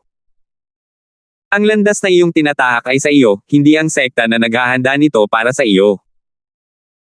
Umalangaw-ngaw sa tainga ni Hardy ang patnubay ng guro at sumigaw siya, Ethan, gusto kitang sundan. Bakit? Sanayin mo ang puso ko. Prangka ni Hardy. Tumango si Ethan nang nakangiti, halika rito. Teka, Panginoon. Sabi ni Gary, mahal ng dakilang nakatatanda ang kanyang disipulo at kung papayagan niya itong pumunta rito, tiyak na may balak itong gawin. Bukod pa rito, hindi ba nito maaapektuhan ang dakilang plano ninyo ng pinuno ng sekta? Natatawang sabi ni Ethan, Ron, hindi tama ang pag-iingat mo rito. Kakasimula pa lang natin at walang paraan para malaman ng mga matatanda sa inner sect ang anumang bagay. Hindi ba sayang ang pagpapadala ng kanilang disipulo para lang siyasatin ako ng ganito kaga? Higit sa lahat, ang kanyang mga mata ay pala kaibigan. Tiyak na nandito siya para magsanay at wala nang iba pa. Ganoon din ang nararamdaman ko. Masyadong matigas ang ulo at padalos-dalos si Hardy para maging isang mahusay na especially iya. Kahit nabigyan siya ng kanyang Panginoon ng ganoong gawain, tiyak na magdudulot ito ng pagtatalo sa kanyang ugali. Pero ramdam ko ang sinseridad sa kanyang mga mata sa pagnanais na matuto. Bumantong hininga si Elder Yuan, napakabihira, na may mga kabataang handang maglakas loob na gawin ang lahat para tahakin ang kanilang landas. Si Grand Elder ay isang tunay na visionary na alam kung ano ang pinakakailangan ng kanyang disipulo, hahaha. Nagkibit-balikat si Gary sa inaasal ni Ethan at Elder Yuan. Habang wala sa sarili si Tiago, hinawakan niya si Hardy, Senior Brother Hardy, sinasabi mo ba sa akin na gusto mong sumunod sa kanya? Ikaw ang pinakamagaling sa inner sect pero pinagmamalaki mo ang isang basura. Nawalan ka na ba ng dignidad dahil lang sa isang pagkabigo? Wala kang alam, pero paglalaroan kita. Dahil sa lalaking naroon sa entablado, pakiramdam ko ay wala akong magawa. Sa buong tanggapan ng paggawa, siya lang ang susundin ko. Single ni Hardy. Pinagmasdan ni Tiago ang pag-alis niya ng may gulat na tingin. Anong nangyayari rito? Kailan pa naging kahanga-hanga ang cultivation sa Profound Heaven stage? Muling nakakuha ng atensyon ng mapang-akit na boses ni Ethan, mga kasama, may tanong po kayo ni Kuya Tiago na sasagutin ko yun din. Hindi problema ang mga mapagkukunan, manggagaling ang mga ito sa akin. Hindi kayo naniniwala. Tingnan ninyo ng mabuti ang aking mga disipulo. Itinuro ni Ethan sina Grace at Gary na lumabas para ipakita ang kanilang mga magarbong palamuti. Namula ang mga mata ng lahat, nahalata ang makapal na espiritual na enerhiyang nagmumula sa kanila. Kahit gaano pa karaming chismis ang marinig nila, kumukulo ang dugo nila kapag nakikita silang lahat na nakasuot ng mga damit. Hindi makapag-isip ng matino si Tiago. Dahil sa awa ng Diyos. Dalawang disipulong armado ng husto sa mga kayamanang demonyo ng ikawalo at ikasyam na baitang ang hindi pa naririnig. Kahit sa mga kagalang-galang at matatanda. Kailan pa naging club para sa mga high roller ang labor office? Mga kapatid, hinamon ng mga batang ito ang mga panloob na disipulo ngunit nakabalik silang buhay at maayos. Bakit? Dahil ang iniaalok ko ay hindi kayang malampasan ng mga piling tao. Manatili kayo sa akin at handa na kayo para sa buhay. Lahat kayo na gustong sumunod sa akin, isigaw ang pangalan ko, Stuart Kindstone. Stuart Kindstone. Hinikayat niya ang karamihan at tumugon sila ng may pag-asa at pagnanasa, na para bang siya ang kanilang tagapagligtas, isang Mesiyas. Iginalaw ni Ethan ang kanyang kamay at natigil ang ingay. Sumigaw si Ethan ng marahan, para makasunod sa akin, may ilang mga kondisyon, ang uhaw sa lakas. Hindi ko kailangan ng mga loafers. Sa pamamagitan ng isang pagtubok na malapit ko ng isagawa sa labor office, susubukan ko ang bawat isa sa inyo kung karapat-dapat kayong sumali sa piling labor office at karapat-dapat sa aking walang katapusang mga mapagkukunan. Ipinapangako ko sa inyo na ang mga makapasa ay magiging mga elder o kagalang-galang. Hindi na ninyo kailangang sumali sa Ozure Circle. At para sa mga hindi papasa, pasensya na ngunit mananatili kayong mga simpleng manggagawa na naghihintay ng kamatayan sa Ozure Circle. Swoosh! Natigilan ang sigawan na lalong lumalakas habang tumahimik ang karamihan. Teka, kailangan pa ba nating pumasa sa pagsusulit? Ilang linggo na akong hindi nakapag-cultivate. Marihing sinabi ni Ethan, kung takot ka man lang gawin ang hakbang na ito para maging malakas, para sumama sa akin, karapat-dapat ka sa iyong kapalaran bilang mga langgam. Wala kang gana para mauho sa kapangyarihan, mahina ka. Ang reverse psychology na ito ay gumana ng husto. Taglay ang halong paghihikayat at pang-iinsulto, marami ang nahikayat, ang kanilang espiritu ay nag-aalab na hindi pa nakikita sa loob ng maraming taon habang sinasalakay nila ang Ethan. Naramdaman ni Tiago ang pagdaan ng mga tao sa kanya, pagkatapos ay nanigas ang kanyang mga mata para sumama sa kanila. Tingnan natin kung ano ang taglay ng isang tagapagtatanim ng malalim na langit na kayang magpapaniwala sa marami na malinlang siya sa kanyang mga salita. Kahit ang pinakadakilang panloob na disipulo na si Hardy ay sumunod sa kanya. Sinundan nila si Ethan sa likod ng bundok, papunta sa sementeryo kung saan siya sumigaw at nagbigay ng karatula, langit at lupa, malalim na dilaw. Bukas ang mga pintuan na may 4 na direksyon. 568. Dagdugdog. Ang walang humpay na dagindong ay sumabay sa paglitaw ng 4 na pintong nagsasama-sama sa realidad, na ang bawat isa ay may nakaukit na iba't ibang salita sa itaas, langit, lupa, malalim at dilaw. Dumaan si Ethan sa kanilang dalawa, ang bawat pinto ay isang selyadong hanay at ito rin ang inyong pagsubok. Sa pagitan ng langit at lupa, ang langit at tao ay nagsasama upang bumuo ng katawan, isip at kaluluwa. Ito ay nagbabago at nagbabago sa walang katapusang mga pagkakaiba-iba. Ang bawat hanay dito ay binubuo ng pinaghalong tatlong uri, ang patibong, pagpatay at pagkalito, isang patuloy na nagbabagong espasyo. Kailangan mo lang pumasa sa alinman sa mga pagsubok na ito at ikaw ay magiging isang piling tao sa tanggapan ng paggawa at mapapatawad sa pagdurusa ng Azure Circle. Ibig mong sabihin, pare-pareho lang sila. Bakit apat kung ganoon? Nagtatakang tanong ni Tiago. Ngumiti si Ethan, magandang tanong. Kung gagawin mong pare-pareho ang apat na pinto, wala sanang saysay. Ang dilaw na pinto ang pinakasimple. Dahil ang langit, lupa, malalim, at dilaw ay nakatuon sa iba't ibang aspeto, ang kahirapan ay tumataas mula dilaw patungo sa langit. Tulad ng kung paano mayroong mga panlabas na disipulo, panloob na disipulo, at mga elite.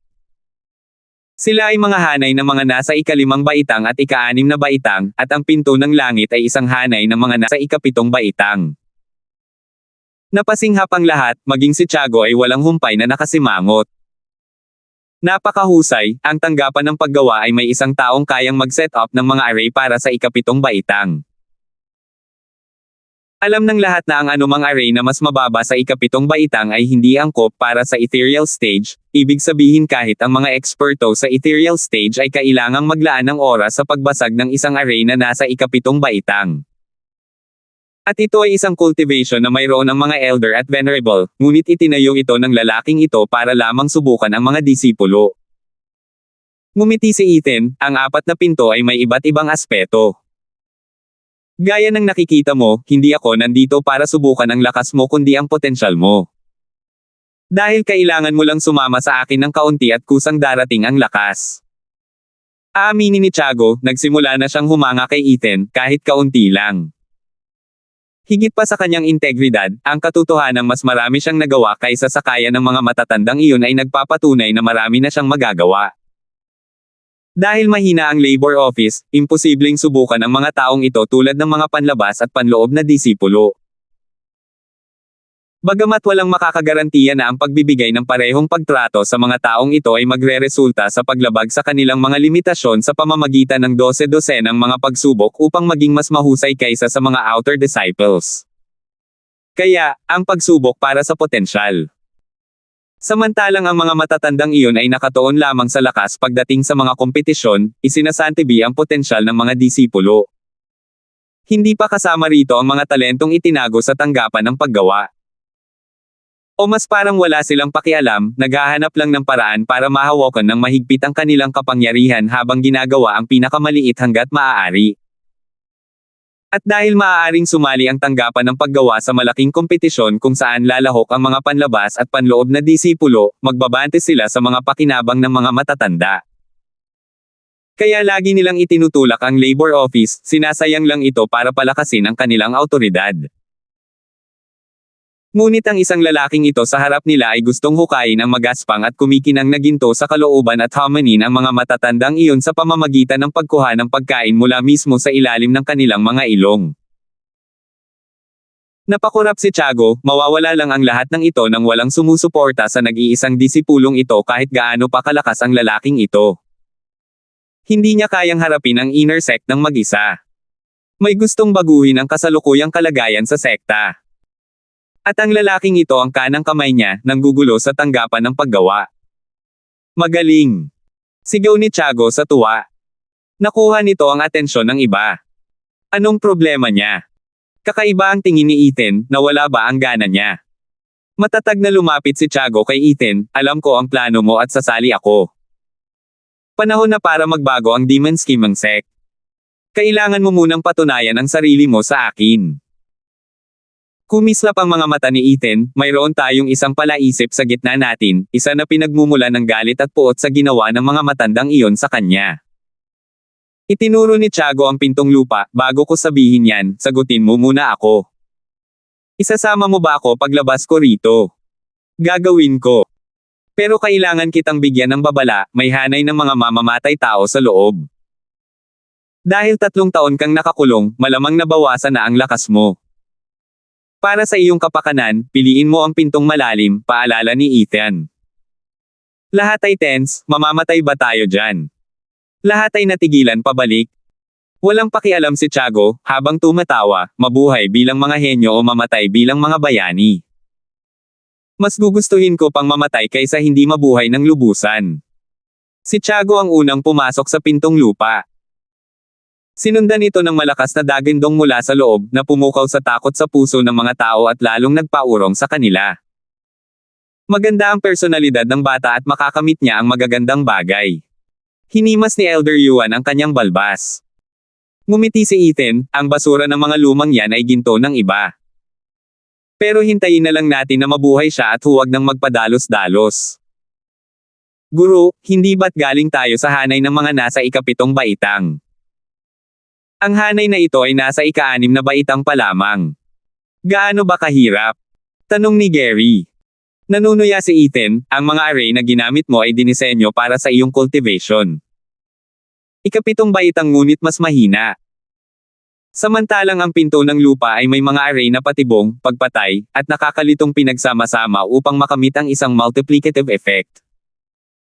Maaari mong subukan ang pinto ng langit kung hindi ka naniniwala sa akin. Ipinapangako ko sa iyo na wala nang matitira sa iyo. Mas gugustuhin ko pang huwag. Natigilan si Gary at mapait na tumingin kay Grace. Ngumiti lang si Grace. Swoosh! Isang madilim na figure ang sumulpot sa loob ng pinto ng langit bago pa man ito mapansin ng kahit sino. Sumunod ang nakapangangilabot na mga tunog na yumanig sa kaibuturan ng mga tao. Sino ba ang ganoon ka-suicidal para buksan ang pinakamatigas na pinto? Sigaw ng isang tao. Tumingin si Ethan sa gate at bumulong, Hardy. Hahaha, disipulo siya ng dakilang elder, may dakilang talento at napakalaking kakayahan. Ngayon na nasa tanggapan ng paggawa na siya, kakampi natin siya. Puri ni Elder Yuan. Tumanggaw si Ethan, matapang at may kakayahan siya. Sasanayin ko siya kahit hindi mo na kailangang ituro pa. Pero hindi ko masasabi kung mananatili siya sa akin o babalik kay Grand Elder sa huli. Gayunpaman, lahat ng ito ay para sa Double Dragon Gathering. Hahaha, oo, ang mas malawak na larawan. Tumanggaw si Elder Yuan. Ang lahat ay pumasok sa isang panahon ng paghihintay habang ang mga pinto ng langit at lupa ay dumadagindong at sa bawat tunog, winasak ang kanilang katapangan.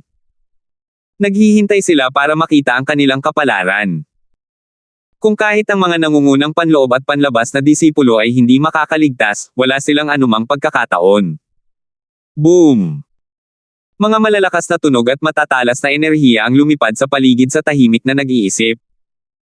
Sa loob ng 6 na oras, walang senyales ng paggalaw mula sa loob. Parang nabara ang puso ng ibang mga disipulo, ayos lang ang Elite Labor Office, pero masyadong nakamamatay. Pagsikat ng araw, habang ang 2 disipulo ay nasa loob pa rin ng hanay, ang iba ay nawala ng pag-asa. Pumutok. Ang tunog ng mabagal na mga hakbang na nagmumula sa pintuan ng langit ay nagbabadya ng pagdating ng isang tao.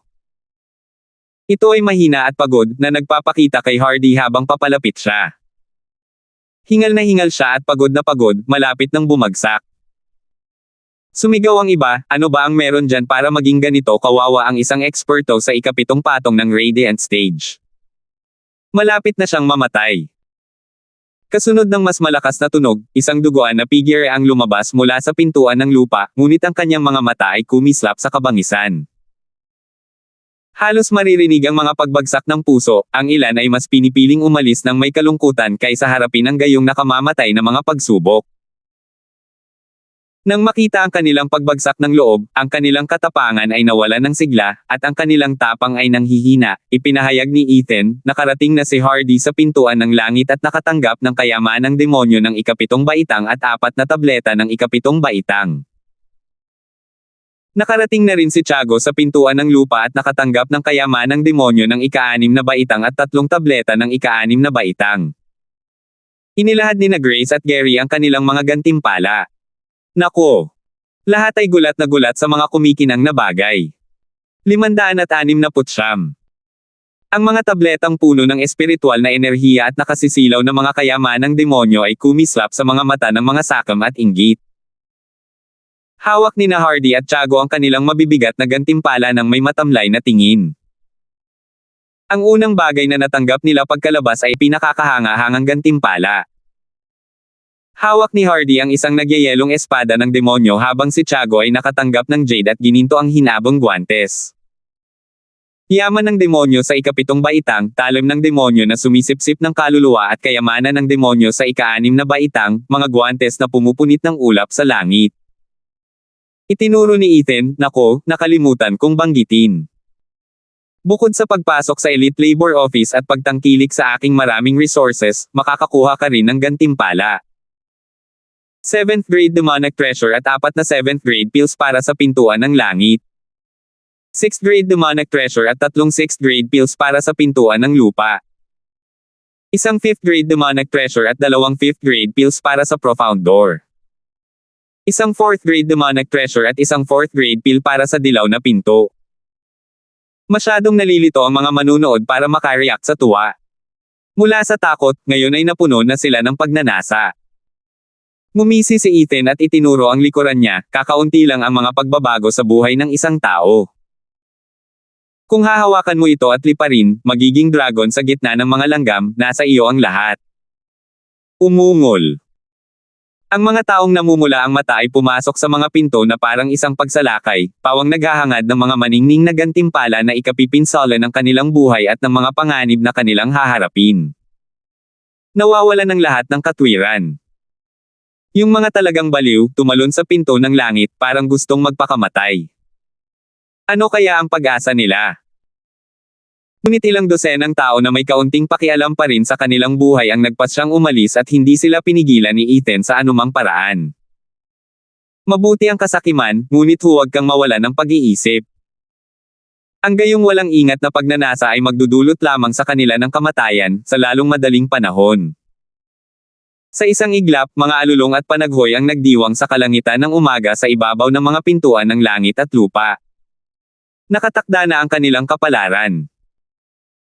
Nang makapasok ang lahat, sinulyapan ni Hardy ang kanyang espada at ibinalik ito, "Alam kong ang mga sinabi mo ay para akitin lang sila. Ngayong naniniwala na sila, ibalik mo na iyan." "Oo, para akitin sila, pero totoo rin naman sila. Ito ang gantimpala mo sa pagbukas ng pinto ng langit. Kunin mo ito kung gusto mong maging isang piling manggagawa. Kakailanganin mo ito," sabi ni Ethan. Sabi ni Hardy, "Pero, sobra na." "Paano? Maliit na gantimpala lang yan." "Hindi ako mahirap na tao," natatawang sabi ni Ethan. Ngumiti sina Grace at Gary, mayaman naman si Master. "Kung ayaw mo, ibibigay na lang niya sa iba. Ano ba ang sasabihin mo?" Tinignan ni Hardy si Ethan na may nagniningning na mga mata. Kumurap din si Tiago na hindi makapaniwala. Dito nila inakala na may papel si Ethan para umangat ang pangalan niya sa labor office at hikayatin ang mga natatakot na manggagawa na salakayin ang mga pintuan ng langit at lupa ng may kaunting insentibo. Para lang malaman na ang lalaki pala talaga ang nagbigay ng mga gantimpalang iyon. "Sabik na sa iyo. Kapag sumali ka sa Elite Labor Office, makakatanggap ka ng maraming resources, lahat mula sa akin. Ngayon, kayong dalawa, lalo na si Tiago, hindi ninyo kailangang mag-alala tungkol sa mga pakikibaka sa politika ng sekta habang nasa labor office kayo. Hindi kami umaasa sa sekta, sa akin lang kami umaasa." Nanginginig ang puso ni Tiago. Itinuring niyang piyon si Ethan sa plano ng isang malaking tao. Ang mga dakilang kayamanan at tabletang demonyong ito ay tiyak na nagmula sa isang taong may mataas na suporta. Pero nasa isip niya lang pala lahat. Moldita ang lalaking yun. Gusto niyang itago ang sarili niyang pangkat mula sa paningin ng sekta. Hindi ba't lahat ng disipulo ay pumupunta sa mga sekta para sa mga mapagkukunan? Bakit mananatili sa sekta kung siya naman ang nagbibigay ng mga ito? Tuwang-tuwa si Tiago. Kahit na ipinadala sa bulok na tambakan ng basura na ito, nakahanap pa rin siya ng paraan palabas. "Ah, Kuya Kindstone?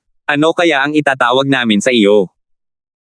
Ikinuyom ni Tiago ang kanyang mga kamay habang naglakas loob na lumapit. Nag-isip-isip si Ethan, ako ang naging katiwala ng aming angkan bago ito at ngayon ako ang katiwala ng mga piling tao ng tanggapan ng paggawa. Kaya tawagin mo na lang akong katiwala Kindstone. Oo, Stuart Kindstone. Tumanggaw sina Hardy at Tiago. Ngayon ay hinihintay na nila ang mga nakaligtas. Lumipas ang ilang minuto at oras hanggang sa sumikat ang araw sa kalangitan at umawit ang mga ibon hanggang sa may lumabas. Ang mga pagod at nanginginig na tao ay nagpagulong-gulong palabas ng pinto, pawang puno ng mga sugat. Tiningnan ni Ethan ang kanyang mga disipulo at tumugon din sila ng may gantimpala. Nang makita ang lahat ng mga tabletang iyon at mga kayamanang demonyo, ang mga pagod na sumasailalim sa paglilitis ay tumayo na parang balewala lang ang kanilang mga sugat, na antig hanggang sa kaibuturan. Hindi nila inakalang makakakita pa sila ng ganito matapos silang mapunta sa labor office ng maraming taon. Naantig ako ng husto. Kahit kamatayan ay sulit na sana. Habang parami ng parami ang lumalabas, ibinigay sa kanila ni Gary at Grace ang kanilang mga gantimpala at lalong lumakas ang kanilang hiyawan. Nagbilang si Ethan nang makalabas na ang lahat at 50 na lang ang natagpo ang nawawala. Malamang patay na. Hindi naman sa may pakialam ang lahat kung ang sarili nila ang una nilang inaalagaan. At ang napakalaking gantimpala, hindi dapat kalimutan iyon. Kung dumating lamang ang gantimpala kalaunan, magluluksa sila at maglalaan ng sandali para sa kanilang mga kapwa-kapatid na namatay sa malupit na pagsubok. Ngunit ngayon ay mayroon silang mas malalaki at mas maningning na mga bagay na dapat alalahanin. Tinapunan ni Ethan ng mapangutyang tingin ang mga tao, habang nagmamadali kayong pumasok, may ilang disipulo na umalis, batid ang kanilang mga limitasyon at mahinang puso. Ang kanilang kinabukasan ay magiging karaniwan magpakailanman, o maaaring may ilan na bumalik dito at hindi na kailanman lalabas. Sino ang nakakaalam? Pero sa inyo, binabati ko kayo. Kayo na ngayon ay mga piling manggagawa at matatanggap ninyo ang lahat ng kailangan ninyo mula sa akin. Stuart Kindstone, ang mga ungol at pag-ugong ng mga kamao ay nagpapahayag ng kanilang pananabik. Lalo na ngayon, hawak nila ang kanilang mga gantimpala at tuwang-tuwa sa mga natamo. Pinuno sila ni Ethan ng isang puwersang hinigop ng impyernong ito mula sa kanila sa loob ng maraming taon, na nagdadala ng kislap ng pag-asa sa kanilang mga hukay ng kawalan ng pag-asa. Halos mas mataas ang antas ng kanyang pagkatao kaysa sa kanilang mga magulang. Isang kilos ang nagpabalik ng katahimikan ngunit mas lalong nag-alab ang apoy sa kanilang mga mata. Ngumisi si Ethan, karamihan sa inyo ay pumasok sa dilaw na gate, at ilan lamang ang kumuha ng malalim na gate. Kung gaano magkaiba ang mga pinto, ganoon din ang mga gantimpala. Kung gusto ninyo ng kayamanan ng ibang pinto, gawin ninyo ang inyong makakaya at magsaka. Labanan ninyo ang susunod na pinto at ibibigay ko sa inyo ang gantimpalang natanggap ng kapitbahay ninyo. Umungol. Ang mga salita ni Ethan ay lalong nagpulala sa nagliliyab na apoy.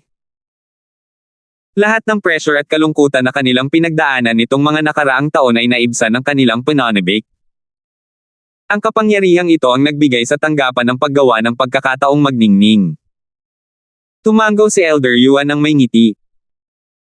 Biglang nadala ang labor office ng matinding kaguluhan sa paglilinang kung saan ginagamit ng lahat ng manggagawa ang kanilang oras na walang trabaho para lumakas kaysa mag-abala. Dahil mayroon na silang layunin ngayon, ang tahakin ang susunod na gate at makakuha ng mas maraming bagay. Para naman sa mga nahihiya para subukan ang mga pinto, pinagsisisihan nilang pinalampas nila ang pagkakataong iyon kahit hindi naman sila nagpabiye sa kanilang pagsasanay. Dahil ang Azure Circle ay kinukuha lamang ang mga pinakamahina, gaano man ito kalupit. Hanggat walang nakahihigit sa iyo, patay ka na. Ang pagdanas lamang ng mga araw na parang isang walang buhay na balat ay makakamit ang parehong resulta. Ngunit nagalok ang Elite Labor Office ni Ethan ng mga pagsusulit na nagbibigay sa kanilang lahat ng pagkakataong makapasok dito at mabawi ang kanilang buhay. Ang tanging kalaban nila ay ang kanilang mga sarili. Tungkol naman sa mga maliliit na panlilinlang na iyon. Mas madaling harapin iyon. Ang pananakit sa iba ay pananakit din sa sarili at mas makabubuting gamitin ang oras sa paglinang. Labis itong nakaaliw kay Elder Yuan nang makita silang lahat na nakatuon sa paglilinang dahil ang lahat ng kanilang pagsisikap ay para sa kanilang sarili. Habang ang pamiminta sa kahinaan ng iba ay sa katunayan ay pag-iwas sa sarili. At ang kaguluhang ito ay lumaki ng husto, nahawahan nito ang panlabas na sekta. 570. Kaluskos. Tunog iyon mula sa isang batang babaeng nakasuot ng kaawa-awang damit na nagwawagayway ng walis sa looban na parang ginagamit ang espada. Sa isang iglap, naging malinis ang looban. Sinigurado ng dalaga na walang naputol na sulok at ngumiti ng matamis habang nagmamadaling umalis. Natapos agad. Isang babaeng nakaberde ang lumitaw sa looban at tinawag ang babae, nagmamadali ka kasi kanina. Ano ba ang pinagmamadali mo? Humajejek ang dalaga, hahaha, ate, nagkukultibar ako. Maglinang. Nagulat ang babaeng nakaberde, saka kinutya, hahaha, ikaw. Lumubog ang damdamin ng dalaga at bumukal ang galit sa loob niya. Maya-maya lang, isang babaeng nakalila ang sumugod, at ninamnam ang tensyonadong nararamdaman, Junior sister, bakit ka tumatawa? Nakatatanda kong kapatid, sabi niya nagmamadali raw siyang bumalik para mag-cultivate, hahaha. Nakakatawa di ba? Napahawak ang babaeng nakaberde sa tiyan niya at tumawa palayo. Tiningnan ng nakalila ang babae, saka napangiti, binibini, isa kang manggagawa pero gusto mo pang magsaka. Matutong masiyahan kahit kaunti sa buhay. Huwag mong palampasin ang pinakamagagandang taon mo. Anong masama sa pagiging isang manggagawa? Nakapasa na ako sa pagsusulit at ngayon ay isa na akong piling manggagawa. Bumantong hininga ang dalaga at inilabas ang kanyang medyo katamtamang dibdib. Mas lalong tumawa ang dalawa. Naku, isa ka talagang walang kwentang manggagawa. Siguro nawala na siya ng gana na nasa labor office na siya sa lahat ng oras na to. Dati siyang manggagawa, palaging pilay, ngunit patuloy pa ring nagsisikap na magsaka. Iniisip ba niya ang kanyang sarili bilang isang phoenix na bumabangon mula sa abo? Hay. Junior sister, mukhang maluwag ang tornilyo ng babaeng ito. Huwag mo na lang siyang pansinin.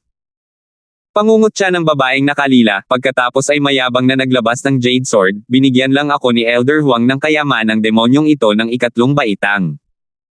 Ano sa tingin mo? Wow! Kayamanan ng demonyo sa ikatlong baitang. Naiinggit ang isa pa, sa dami ng mga outer disciples, ang hirap makakuha ng isa. Sabihin mo nga sa akin, anong kasunduan ang ginawa mo kay Elder Huang? Namula ang babaeng kulay lila at nagmura, hoy, pinaghirapan ko yan gamit ang talento ko. Tatanggapin niya ako bilang disipulo kapag nakapasok na ako sa inner sect.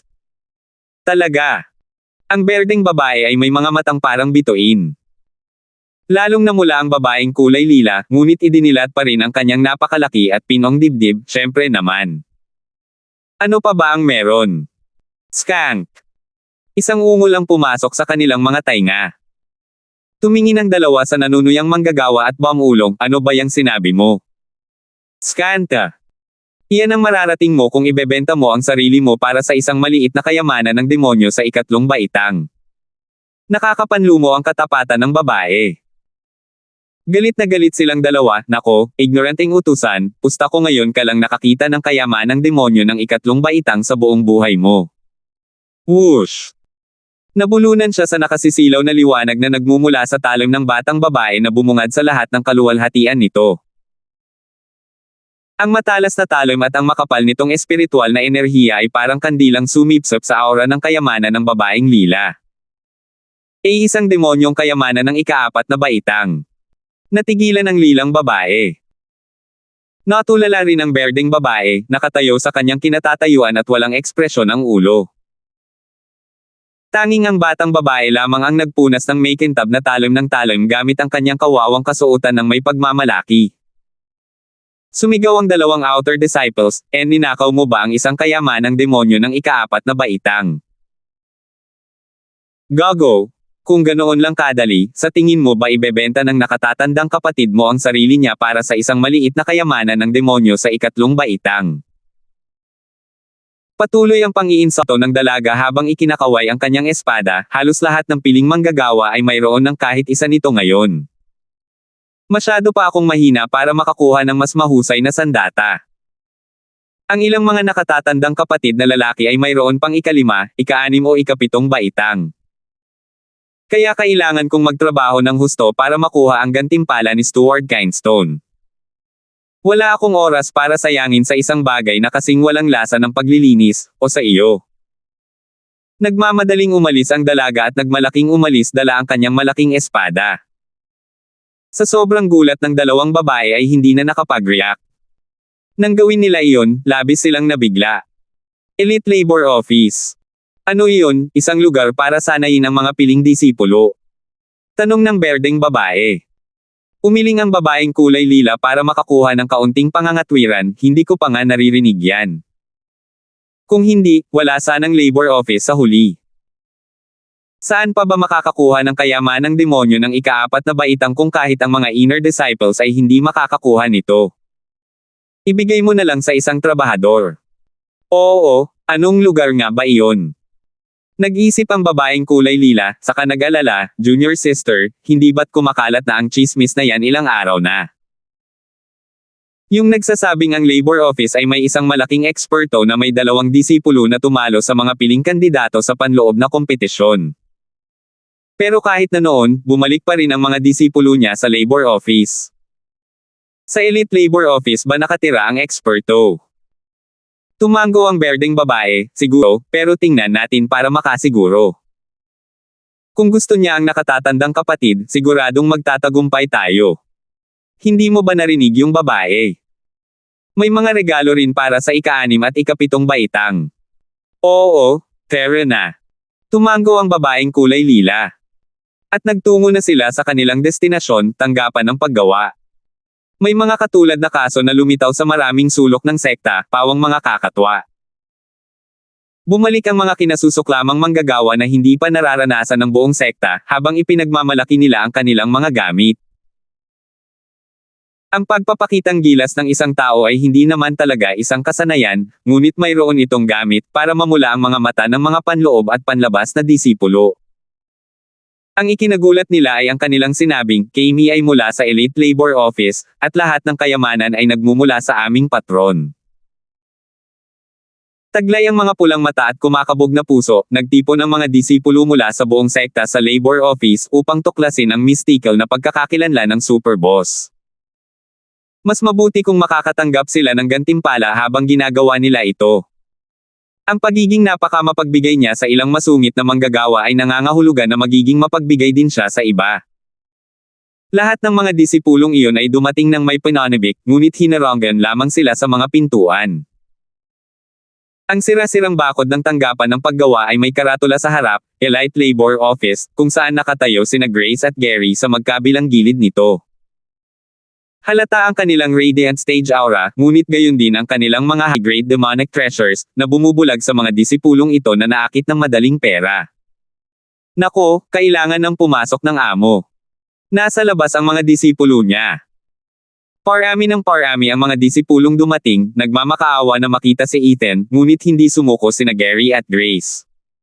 Sumigaw si Gary, tumigil ka. Ito ang Elite Labor Office kung saan nagpapahinga ang amo. Sino ang maglalakas loob na istorbohin siya? Whoosh! Malakas ang dating ng sigaw niya sa tenga ng karamihan, at lahat sila ay itinutulak paatras ng kanyang aura. Oo, kilala ang isang lugar dahil sa mga lokal na kilalang tao, hindi sa lupain. Anong klaseng malaking boss ang pumunta rito para maging napakahalaga nito? Kahit sino ay maaaring pumunta at umalis ayon sa gusto nila noon. Samantala ngayon, mayroong 2 eksperto sa Radiant Stage na nagsisilbing gwardya. Mga ate, kuya, pwede ba naming silipin ang eksperto? Ikinuyom ng ilan sa kanila ang kanilang mga kamay. Mapanlin lang ng ngiti sina Grace at Gary, syempre naman, pero siya ang Katie wala ng Elite Labor Office at mga manggagawa lang ang nakikita niya. Maaari mo siyang makita anumang oras na gusto mo kapag naging isa ka na. Ano ba ang sasabihin mo? Naging manggagawa para makita siya. Napakamahal ng presyong iyon. Napakunot ang noo ng lahat at lahat sila ay tila naguguluhan. Dinala ni Tiago at Hardy ang dalawang bogbog at sugatang manggagawa patungo sa dalawa, ang isa ay dumaan sa malalim na pinto, ang isa naman ay dumaan sa lupa. Ha! May nakalusot ba sa pinto ng lupa na katulad mo, nakatatandang kapatid na si Tiago? Sigurado ka bang hindi siya manloloko? Tinaasan ni Gary ng kilay. Tumawa ng mahina si Tiago, sino ang makakadaya sa akin? Hindi naman masyadong matigas ang pintong lupa. Ganito ang kinalabasan ko dahil kakalabas ko lang sa kedena at medyo nanghina ako. Kung hindi, halos hindi ako nasaktan. Aba, kayong dalawa nga pala ang inilagay ni Master para mga siwa sa mga pinto kaya naniniwala kami sa inyo. Tumawa si Gary at kumuha ng isang kayamanang demonyo para sa ikalimang baitang at ika-anim na baitang. Nanlaki ang mga mata ng karamihan. Tiningnan sila ni Tiago ng may inggit, napakaraming pagpapala sa mga disipulo ni Stuart Kindstone. Hawak mo pa nga silang lahat. Ito. Binigyan tayo ng guro ng mga kayamanang demonyo mula sa ikawalo at ikasyam na baitang at sa tingin mo ba ay may pakialam tayo sa ilang mga palamuti? Simula nang magbigay-pugay tayo sa ating guro, lumawak ang ating abot tanaw at hindi na natin nakikitang mahalaga ang mga palamuting ito. Mayroon pa nga akong 30 nito sa aking singsing, naghihintay na makadaan ang iba sa pintuan ng lupa. Nagkibit balikat si Gary. Ang mga panloob at panlabas na disipulo na nasa paligid pa rin ay nanginginig na parang mga dahon. Ang malaking shot ay puno at napakamapagbigay din. Maaaring sulit pa nga ang maging isang manggagawa. Mas maganda ang magiging traitor sa atin dito kaysa sa panloob na sekta o sa piling lugar. Ang mga puso ng mga disipulong ito ay napuno ng pagnanasa. Salamat po at sinamahan ninyo ako, ingat lagi mga master.